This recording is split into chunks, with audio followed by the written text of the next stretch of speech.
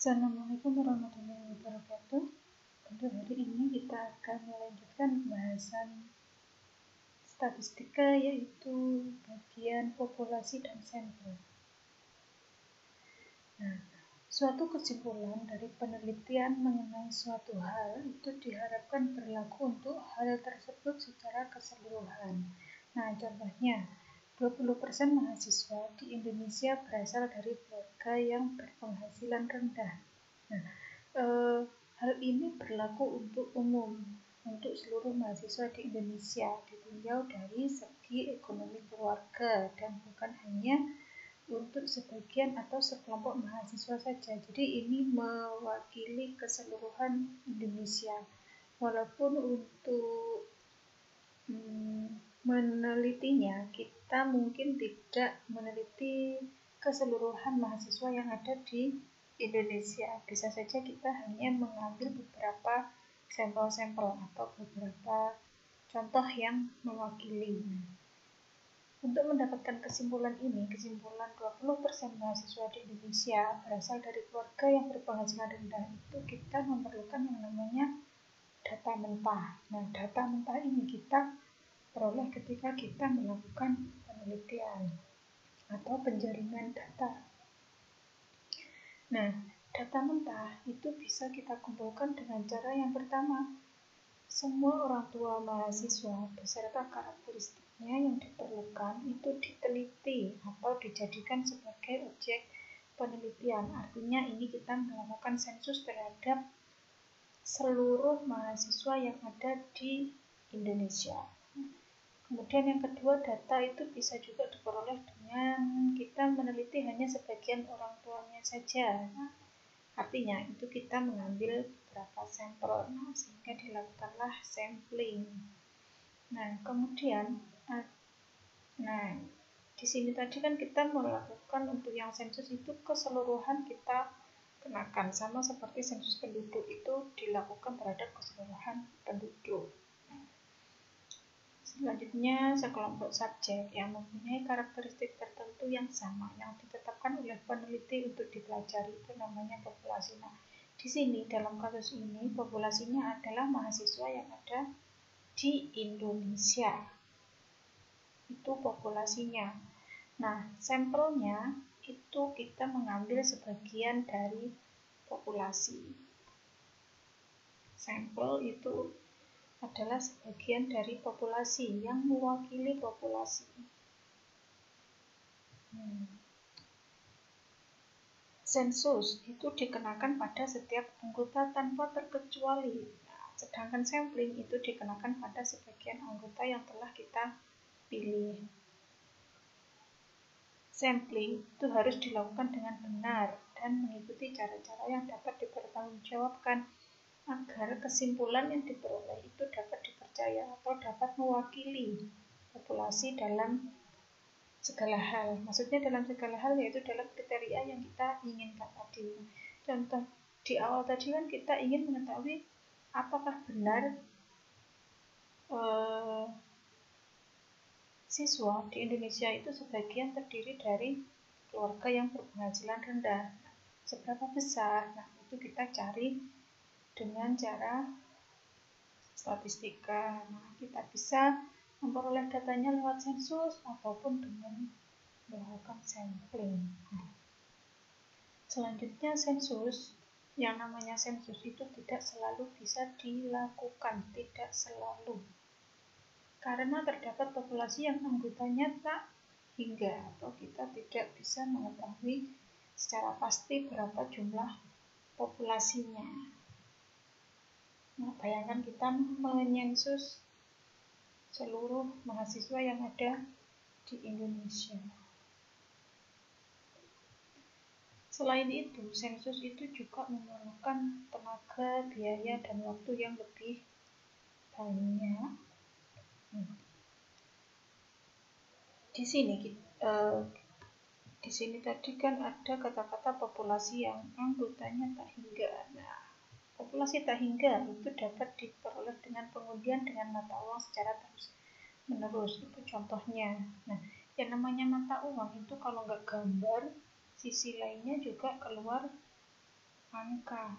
Berapapun kita melakukan pengundian dengan uang, yang keluar juga akan tetap kombinasi antara gambar ataupun angka. Itu kita tidak tahu jumlah yang pasti sampai kapan selesainya. Untuk populasi terhingga, contohnya mahasiswa yang ada di Indonesia. Terhingga artinya kita tahu jumlahnya. Lewat mana? Lewat data yang ada di kementerian. Contohnya dari populasi terhingga dan populasi yang tak hingga.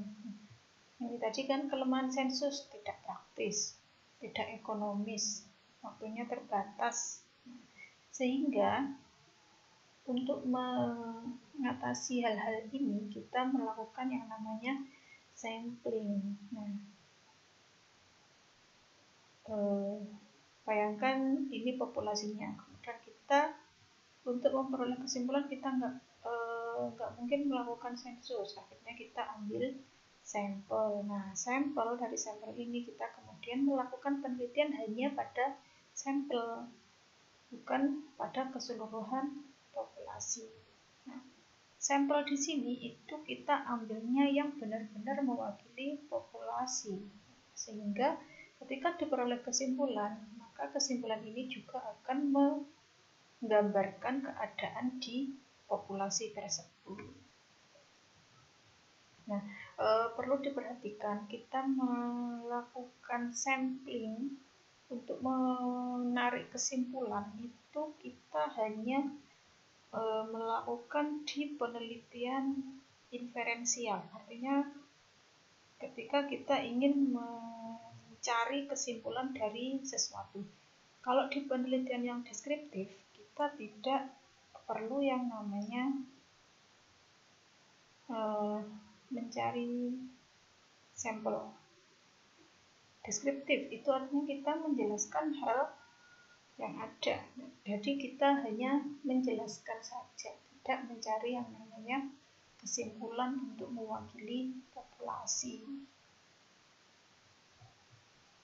Nah, jenis-jenis populasi itu ada yang namanya populasi teoritis dan populasi yang tersedia. Contohnya, untuk yang populasi teoritis itu sejumlah populasi yang batas-batasnya ditetapkan secara kualitatif, bukan jumlahnya, tapi secara kualitatif, bukan kuantitatifnya. Nah, misal kita ingin mengambil populasi guru-guru yang ada di Tulungagung yang memiliki kriteria yang berumur antara 25 sampai 40 tahun, atau guru-guru yang pendidikan terakhirnya sarjana, atau guru-guru yang pendidikan terakhirnya magister, dan lain-lain. Sedangkan untuk yang populasi yang tersedia, itu jumlahnya itu ditentukan secara kuantitatif dan dinyatakan dengan tegas. Misal, kita ingin mengambil populasi sebanyak 250 guru yang ada di Tulungagung. Dari guru yang memiliki karakteristik yang telah ditetapkan dalam populasi teoritis. Misalkan guru sebanyak 250 di Tulungagung yang pendidikan terakhirnya sarjana, seperti itu. Itu populasi yang tersedia. Artinya kita menyediakan berapa atau kita menentukan berapa jumlah populasi yang kita pakai. Kalau populasi teoritis itu hanya populasi secara kualitatifnya, bukan secara jumlahnya. Nah, kemudian di dalam penelitian itu ada yang namanya populasinya homogen dan populasi heterogen. Homogen itu sama atau sifat-sifatnya sama, unsur-unsurnya sama, jadi tidak perlu dipersoalkan jumlahnya secara kuantitatif. Nah, contoh, seorang dokter itu akan melihat golongan darah seseorang. Nah, Ketika ingin melihat golongan darah, dokter itu kan cukup mengambil setetes darah saja, tidak mengambil keseluruhan darah. Karena setetes darah itu sudah mewakili atau hasilnya nanti sama dengan keseluruhan darah yang ada di dalam tubuh. Nah, itu namanya populasi homogen. Sifat-sifatnya sama. Jadi tidak perlu dipersoalkan jumlahnya. Mau itu setetes, mau itu satu botol, mau itu semuanya. Nah, itu sama kalau dari orang yang sama. Untuk yang populasi heterogen itu populasinya di mana unsur-unsurnya itu memiliki sifat atau keadaan yang bervariasi sehingga perlu ditetapkan batas-batasnya. Batas-batasnya itu baik secara kualitatif maupun kuantitatif. Penelitian di bidang sosial yang objeknya manusia atau gejala dalam kehidupan manusia itu kita menghadapi yang namanya populasi heterogen. Misalkan kita ingin mengetahui kemampuan belajar, kemampuan memecahkan masalahnya siswa, itu pasti kita menghadapi yang namanya populasi heterogen. Orangnya beda, kemampuan pasti juga beda. Nah, sekarang jenis populasi berdasarkan jumlah individu. Ada yang namanya populasi berhingga dan tak hingga, seperti yang disebutkan di awal tadi. Nah, ini tak hingga dan berhingga. Yang populasi terhingga itu jumlah individunya sudah ditentukan atau kita sudah mengetahui. Yang tak hingga itu kita tidak bisa tahu secara pasti berapa jumlahnya. Contohnya tadi kan pengundian dengan koin mata uang. Hasilnya bisa tak hingga. Nah, untuk populasi sudah, sekarang kita ke sampel. Sampel tadi adalah bagian dari populasi yang karakteristiknya benar-benar diselidiki dan didapatkan kesimpulan penelitian. Nah, sampel ini yang kita pilih harus mewakili populasi atau harus mirip, mempunyai karakteristik yang mendekati populasi. Nah, untuk memilih sampel itu kita menggunakan yang namanya teknik sampling atau teknik yang digunakan dalam menentukan sampel. Nah, sebelum kita membicarakan teknik sampling, ini ada beberapa hal yang harus diperhatikan dalam teknik sampling. Nah, yang pertama, sampel harus diambil secara acak agar anggota setiap populasi mempunyai kesempatan yang sama untuk menjadi sampel. Jumlah sampel yang terpilih ditentukan oleh besarnya populasi dan keragaman dari populasi. Besarnya populasi itu tidak serta-merta mengakibatkan besarnya sampel yang akan diambil, tetapi juga harus memperhatikan derajat keragaman populasi. Makin seragam populasi, makin kecil sampel yang dapat diambil. Kenapa? Karena kalau sudah seragam, kita ambil satu sampel pun itu sudah mewakili populasi, sama seperti pengetesan golongan darah tadi. Karena sudah seragam, maka hanya diambil sedikit. Nah, jadi makin seragam populasi, makin kecil sampel yang dapat diambil. Kemudian presisi yang dikehendaki dari penelitian. Makin tinggi presisi yang dikehendaki, makin besar sampel yang dibutuhkan. Karena sampel yang besar itu cenderung memberikan estimasi yang lebih dekat ke nilai-nilai parameter yang kita gunakan. Kemudian rancangan analisis yang digunakan. Analisisnya kita tahu pakai apa. Soalnya beberapa rancangan analisis itu ada yang memerlukan sampel dalam jumlah yang besar. Ada juga rancangan analisis yang cukup hanya dengan sedikit sampel. Jadi sebelum menentukan teknik sampling mana yang kita gunakan, ini harus diperhatikan. Nah, selanjutnya kita membicarakan yang namanya teknik sampling. Nah, ini ada teknik sampling itu ada dua, probability sampling dan non-probability sampling. Nah, untuk yang probability sampling ini peluang tiap individu untuk diambil sebagai sampel itu sama peluangnya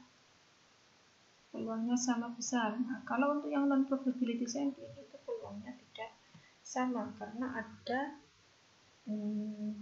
mungkin beberapa atau sebagian sampel yang mungkin tidak akan terambil sebagai sampel.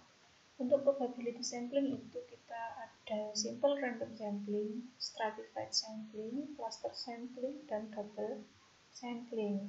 Untuk yang non-probability sampling itu ada convenience sampling, purposive sampling, judgment sampling, quota sampling, dan snowball sampling.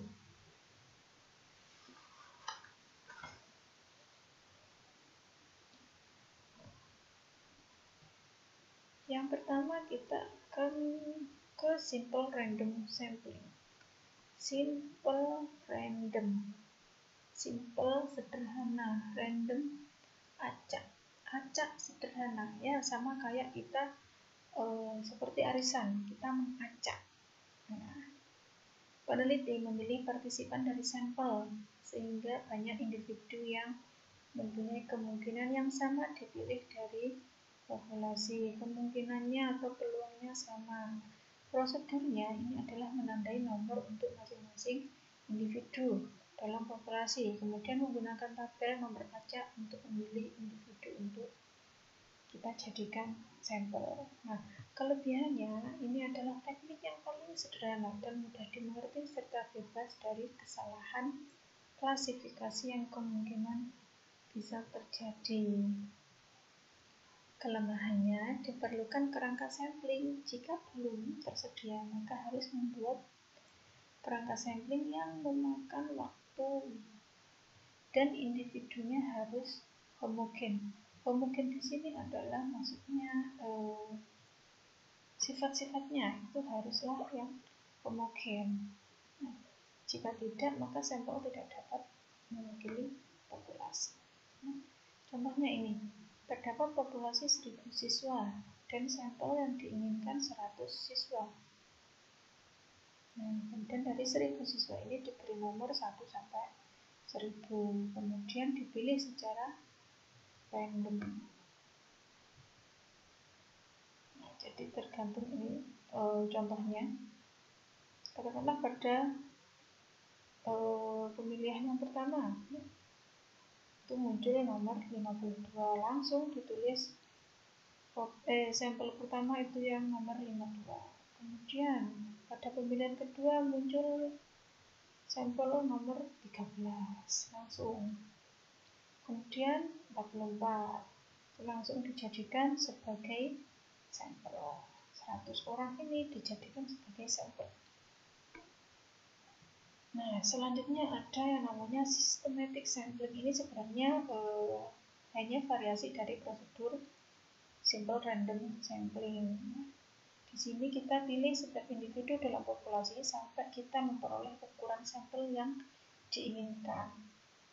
Sama caranya seperti simple random sampling. Kelebihannya relatif mudah dilakukan dan sederhana, waktu dan biaya yang dibutuhkan tidak banyak, partisipan yang terpilih cenderung tersebar dalam populasi. Kelemahannya, populasi harus homogen dan setiap anggota populasi tidak memiliki kesempatan yang sama untuk terpilih sebagai sampel. Ini kelemahannya dari systematic sampling. Kalau yang simple random tadi kan kemungkinannya dapat terpilih atau peluangnya sama. Kalau yang systematic ini tidak sama. Contoh, Jumlah populasinya tadi ada 1000 orang dan sampel yang ingin kita ambil hanya 200 orang. Nah, rasio sampling adalah 1000 dibagi 200, yaitu 5. Nah, langkah pertama, ambil acak nomor, misalkan nomor 1 sampai 10. Nah,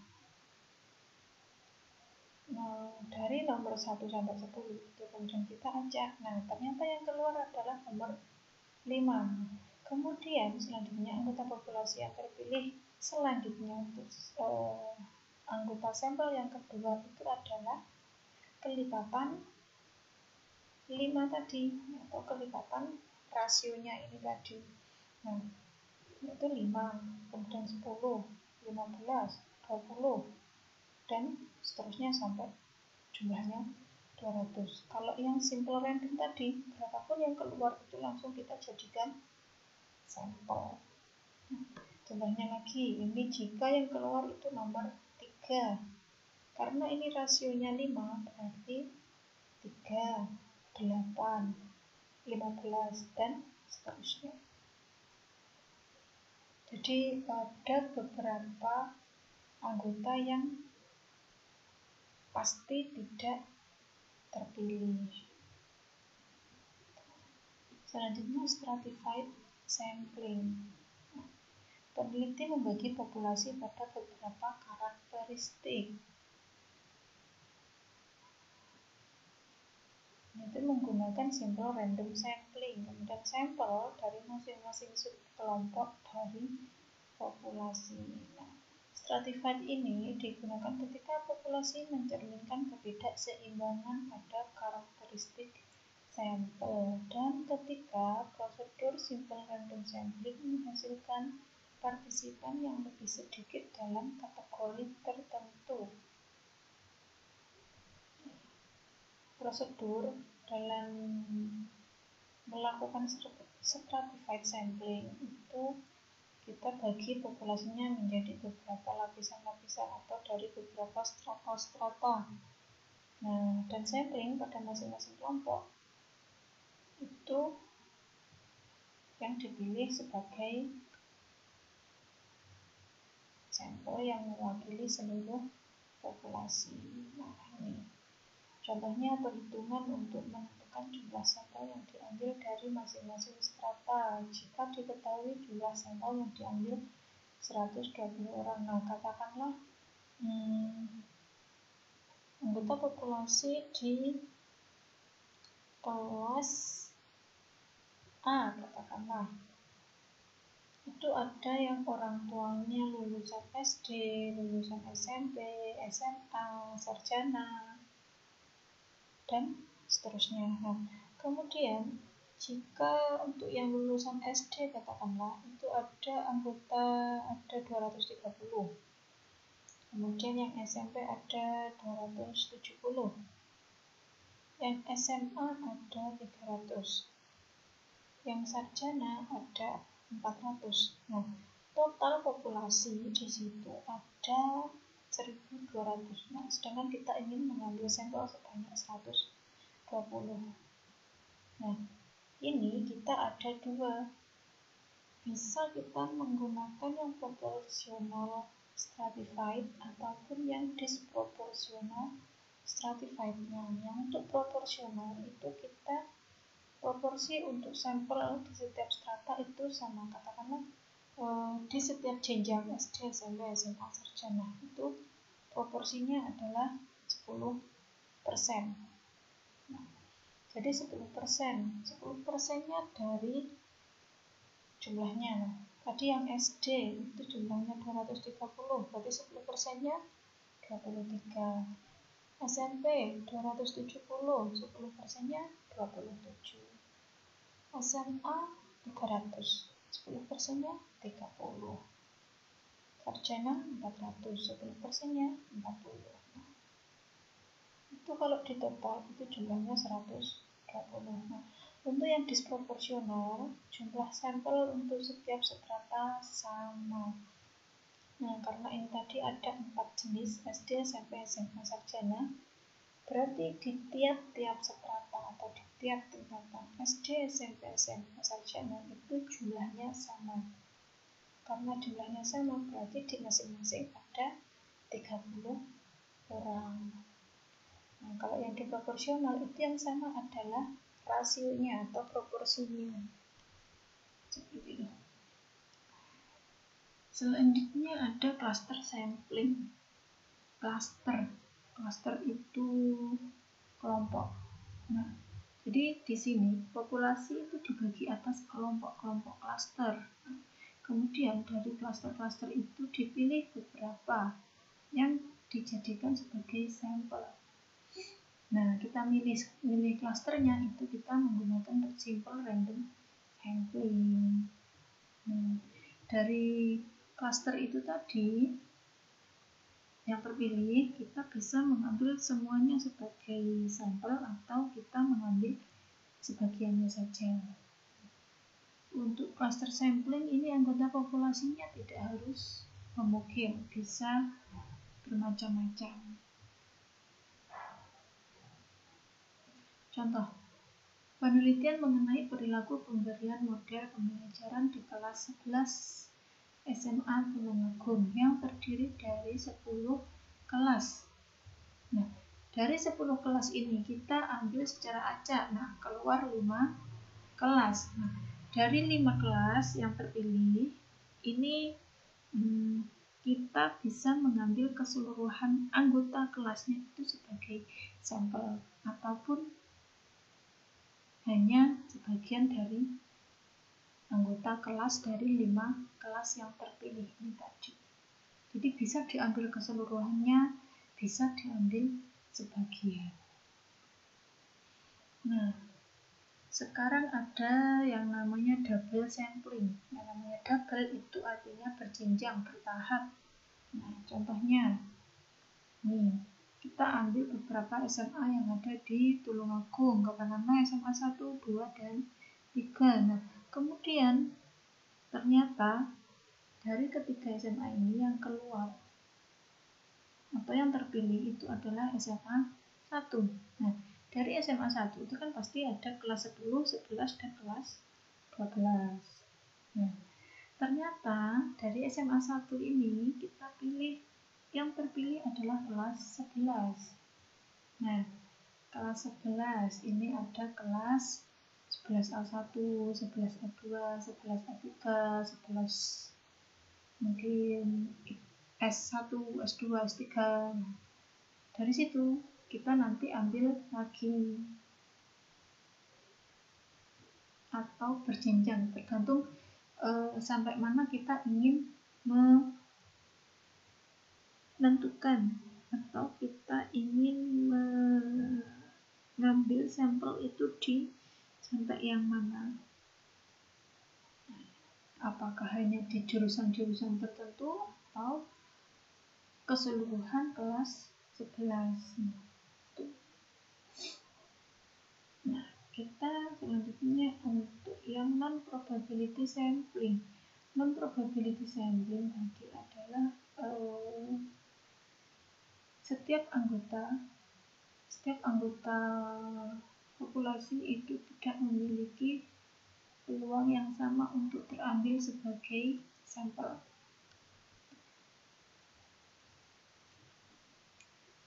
Di sini pasti tidak sama peluangnya.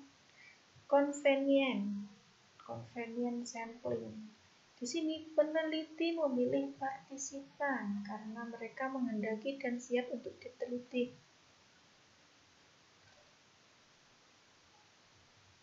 Jadi ini bisa secara kebetulan, bisa secara sengaja. Jadi katakanlah peneliti ini mengambil partisipan yang dia inginkan. Peneliti ingin mengambil siswa-siswa yang pintar-pintar. Peneliti ingin mengambil siswa-siswa yang dari kota-kota. Nah, otomatis yang nggak diinginkan peneliti itu tidak mungkin akan terambil sebagai sampel.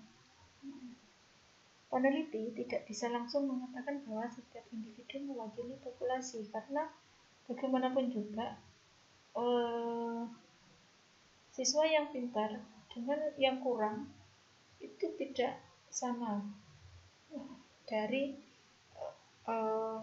kriteria yang ingin diukur oleh peneliti.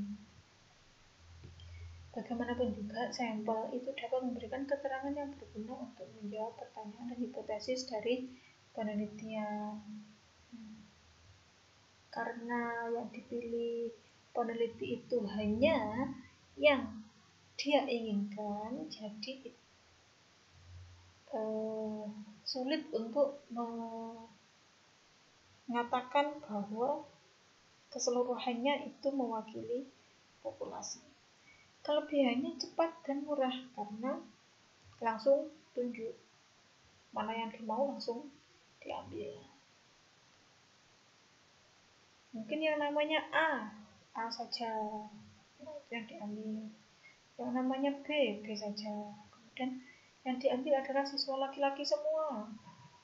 Kan pasti beda dengan siswa perempuan, padahal di sekolahan atau di kelas itu siswanya laki-laki dan perempuan, bukan hanya satu jenis.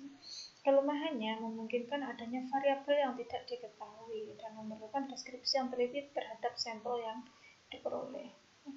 Misalkan, yaitu tadi, katakanlah kita ingin meneliti kemampuan belajar kelas X, di mana kelas X itu anggotanya ada siswa perempuan dan siswa laki-laki. Sedangkan peneliti ini ternyata mengambil hanya siswa laki-laki. Otomatis kan tidak mungkin dapat menjawab secara jelas atau secara pasti kemampuan belajar di kelas tersebut, karena anggotanya ada siswa perempuan yang tidak terambil atau tidak diteliti. Jadi itu kelemahan dari convenient sampling. Selanjutnya ada purposive sampling. Yang namanya purpose itu tujuan. Purposive sampling. Penentuan sampel berdasarkan kriteria tertentu yang sesuai dengan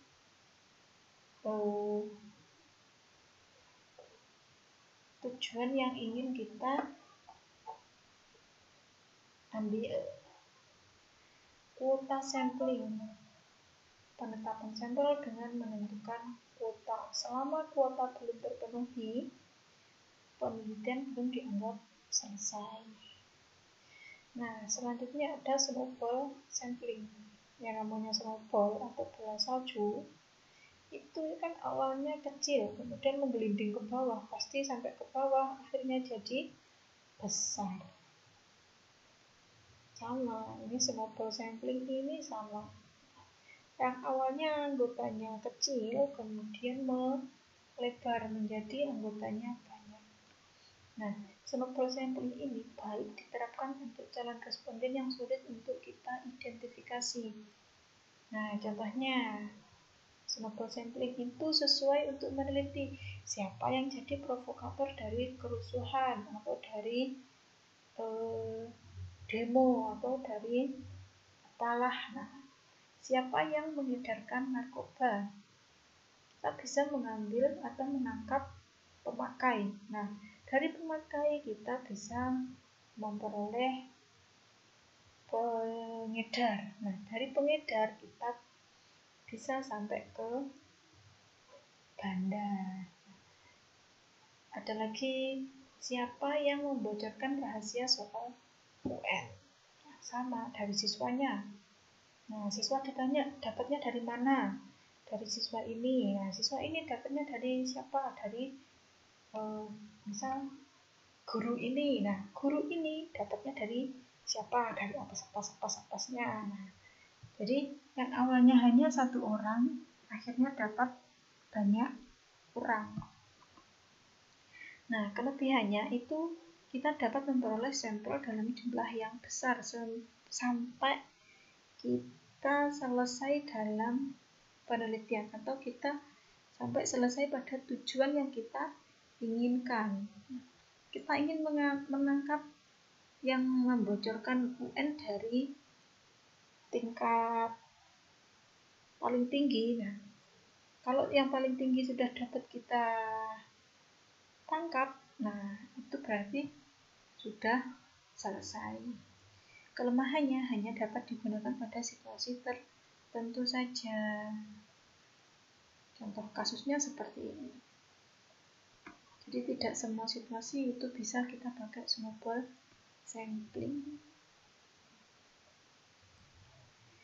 Nah, faktor penentuan sampel itu harus diperhatikan yang namanya sample size atau ukuran sampel, keterwakilan sampel, aksesibilitas sampelnya bagaimana, mudah atau enggak, dan strategi sampling yang kita gunakan. Nah, keempat faktor ini menentukan kualitas dari sampel.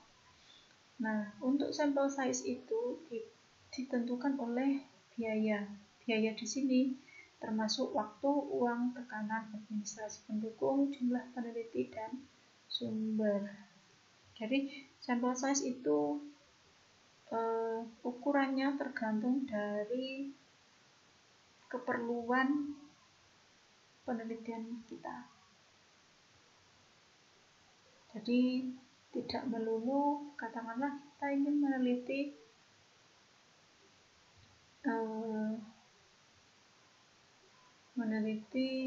kelas 10. Nah, itu kita bisa hanya mengambil satu kelas atau 2 kelas atau semua kelas 10, tergantung dari keperluan dan tujuan kita. Syaratnya adalah sebanyak mungkin. Semakin banyak semakin bisa mewakili yang namanya populasi. Semakin banyak semakin baik. Tapi ukuran sampel atau sampel size itu tergantung dari jenis penelitiannya.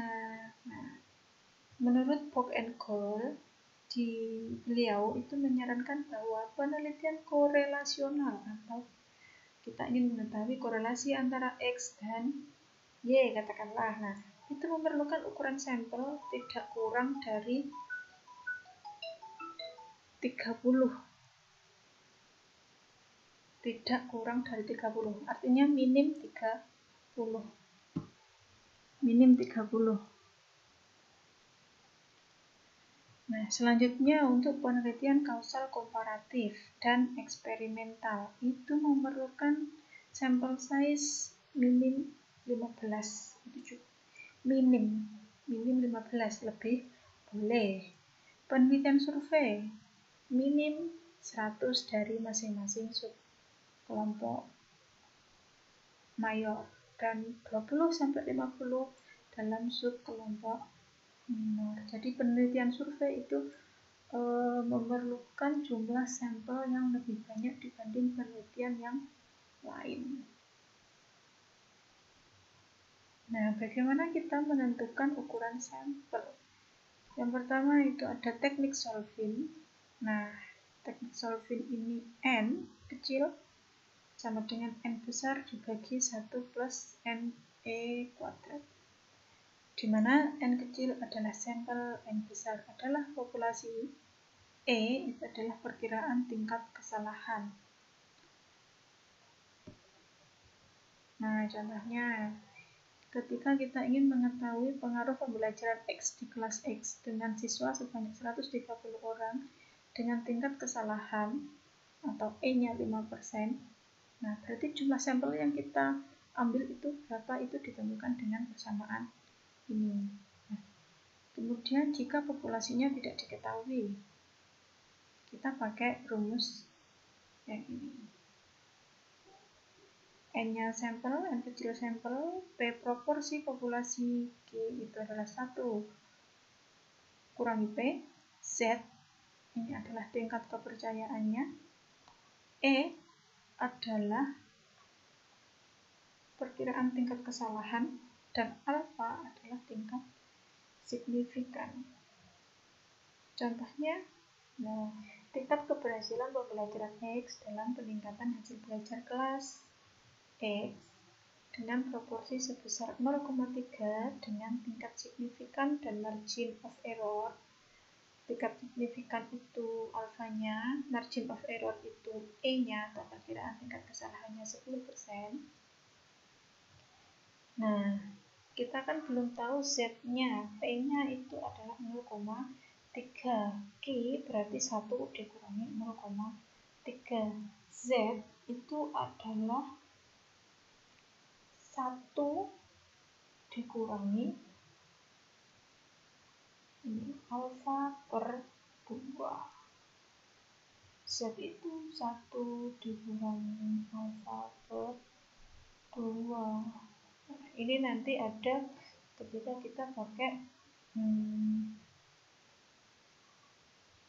angka baku atau nilai baku. Seperti ini contohnya, teknik menentukan sampel size. Semakin banyak jumlah sampelnya, semakin baik. Kalau kurang dari ketentuan, nah ini pasti nanti hasilnya tidak akan bisa mewakili populasi, atau kesimpulannya itu tidak menggambarkan kondisi populasi.